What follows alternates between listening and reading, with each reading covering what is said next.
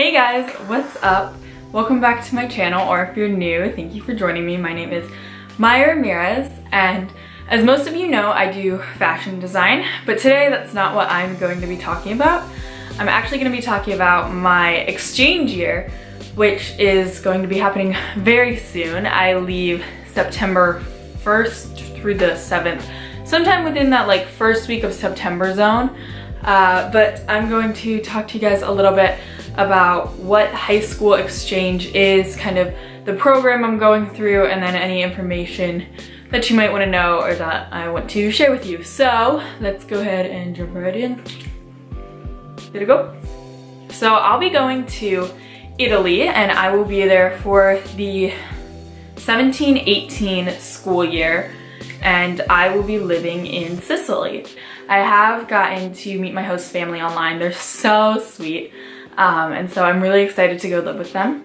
The program that I'm going through is Rotary International, Rotary International Youth Exchange. Repping it right here. But Rotary is a really good program. There are so many programs you can go through. Originally, I wanted to go through AFS, which is another program. But the only thing with AFS is it's so expensive, and I didn't really know about Rotary to begin with. I kind of had to search through the deep dark areas of the web to find it. And you have to get in contact with people from your local Rotary club in order to get more information about the exchange program. But once you do that, it's fairly easy to learn about, and all the steps are really laid out, and it's really safe and secure. And that's a really great thing about it. It's also so much less expensive. It's way cheaper than AFS or EF or other programs. Not to say that those other programs aren't amazing. Those programs send so many kids, and they're wonderful programs, and if you have the money, definitely look into them. One of the benefits of going through one of those programs is you have more of a likelihood to get your top country choice. So I know friends who are going through AFS who got their first pick country. But then also something with Rotary is you get a country preference choice. So you put a list of your top, for me it was my top 10. Some people put their top 12, some people put their top 5. So you put your countries in order of what you want them. And everybody except for two people. Two people in my district got their top country choice. There are 6 people in mine. Although one boy, his country wasn't even an option. And then one person didn't have the exact qualifications needed for one of the countries. But one thing I would say is definitely be open to going to other countries if you're interested in going on exchange, because there are so many countries, and it really isn't necessarily about the exact country itself. It's about the people there, the culture, and what you make of it. And so I've heard of people who go on exchange who get their 5th or 6th country choice. It does happen every so often. Who got that country choice and still went, and they had the best exchange ever. They loved it. They wouldn't have traded their experience for anything. So I happened to get my top country. Italy was my first choice. Then it was Spain, France, Finland maybe. I don't even remember after that. But honestly, I would have been perfectly fine with Spain or France, or really anything after that. You apply pretty early on. So you apply in October, November. And you send in your application, and it is a pretty hefty application. It's 18 pages. You gotta go to the doctor, gotta go to the dentist, get some forms signed. They gotta be in blue ink. It's very specific. You write a little bit about yourself, a letter that will be sent to your host family. Or not your host family, just your host family, your host country. That's how they kind of decide who goes to what country. So I wrote all that, and then you send it in. I actually ended up doing it a week before it was due because I didn't know about Rotary until a week before. So I sent mine in, and I then decide who makes it into the program. So I did an interview, and then we went and we talked about everything, and ours was actually at Kalahari Resort, and if you know what that is, it's so much fun. And so there were also some inbounds there, and an inbound is a student from another country who's in the United States. Quite honestly, it isn't that hard to get into because there aren't that many people who know about it. And so as long as you just answer the questions thoughtfully in your interview and everything goes well, the chances of you getting in are pretty high. So after that, they told me basically that day that I got in. And then I had to wait to hear what country I was going to. One of the hardest few weeks. I think it was 2 or 3 weeks that I waited, maybe longer. And I just waited and waited, and I was so nervous because I really was like scared that I wouldn't get one in my top 3. Thinking back, I was like, it would have been fine if I didn't get one in my top 3.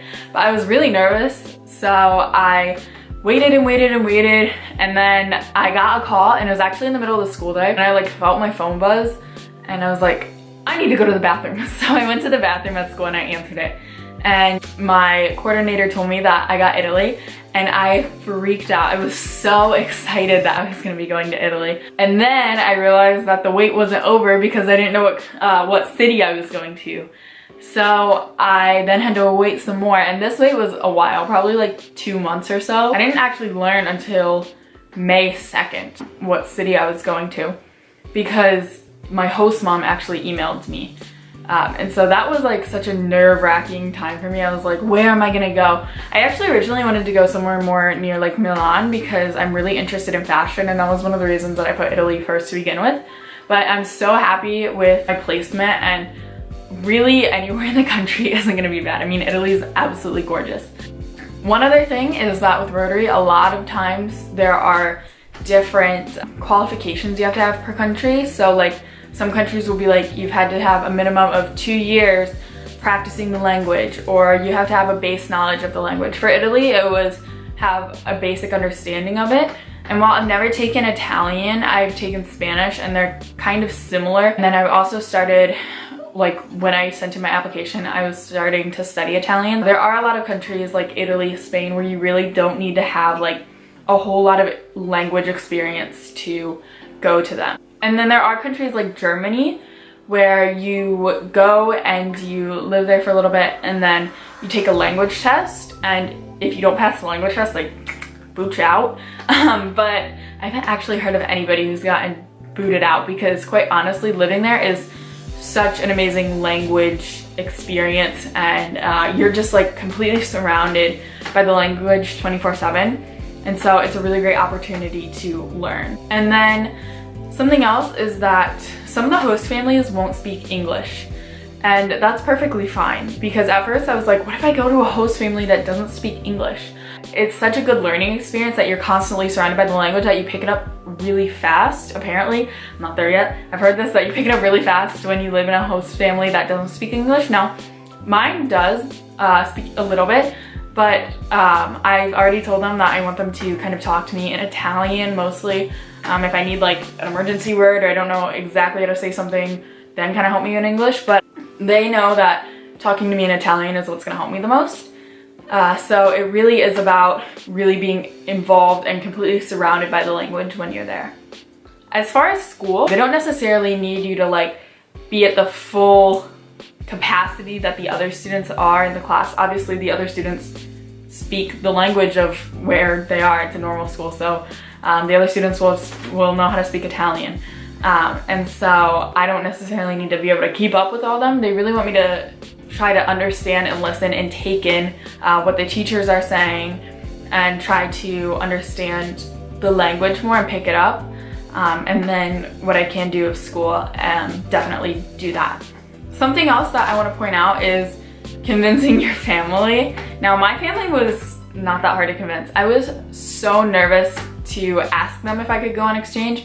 I've kind of always had this itch to go travel and be out around the world. I spent a month or 2 in New York City, and that for me was amazing. And so I was like, being able to go out for a year to another country would be absolutely incredible. And so I really wanted to go experience that. I was really nervous that my family would say no to me going on exchange, just because we're a very close-knit family. I'm very close with my parents and my brother and my sister, but they, to my surprise, were completely fine with it. My dad was like, that seems like a great idea. And my mom was a little nervous, but she said, give me some more information and I'll look into it, and sure, why not? I've heard of some kids who make PowerPoints for their families to try to convince them. I've heard of some kids who just keep nagging them, or like ask for it for Christmas, random things like that. So there are definitely ways that you can kind of go about convincing them, but definitely do your research, show them the information, show them that it's safe, that all the host families get background checks like crazy, and everything is really protected and close-knit, and they definitely keep an eye on you and make sure that you're not just roaming around some foreign country for a year. Another cool thing about being an exchange student is that you become really, really close with all of the people that you meet and all of the other exchange students. I know the first time I met the other people who were gonna be outbound with me, it was kind of awkward. We were at Kalahari, we're all like, hi, I'm so-and-so. Like, it was kind of weird, but everybody was so nice, and now we're like so close. I Snapchat them all the time, I talk to them, and then all the people who were inbounds in the country, I became so close with so quick. So you just become really close with these people, and it's really awesome that it's such a close-knit community of exchange students. Another cool thing about Rotary specifically is that every exchange student gets a blazer, and then when you meet another exchange student, you exchange pins with them. And so when I meet another exchange student, I can give them a pin from the US, and I actually made my pins, so they're little penny pins, so they have a little piece of red, white, and blue ribbon with a penny on them. And then I'll show you guys my blazer, the spot that it's at right now. This is my blazer, and it's not very full yet, it'll get there. Another question that I get often is, do you get the opportunity to travel? And this is one of the reasons that I think Rotary is amazing specifically, and why you should go with Rotary if you can, is because they do this thing called Euro Tour, and this is for kids who are going to a place in Europe. They also do one in Asia, and I know in South America they do, if you're going to Chile or Argentina, I know they do like a Patagonia trip.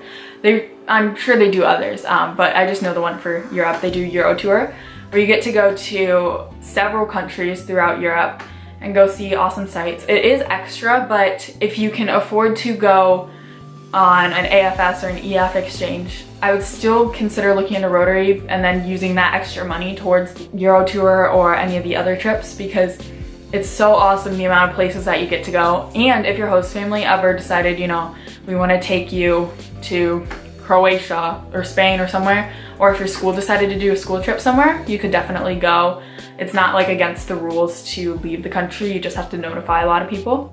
And then for anybody who wants more information, definitely leave me a comment down below. I will put a link to the Rotary website for exchange students, and then also AFS if you guys are interested in it. And then definitely I can leave an email address to, if you're an Ohio kid, where you can contact somebody. And if you guys have any more questions, definitely leave me a comment down below and I will try to answer them. And if you want vlogs or any other videos, information, stuff like that, stuff about maybe my host life and stuff like that, let me know.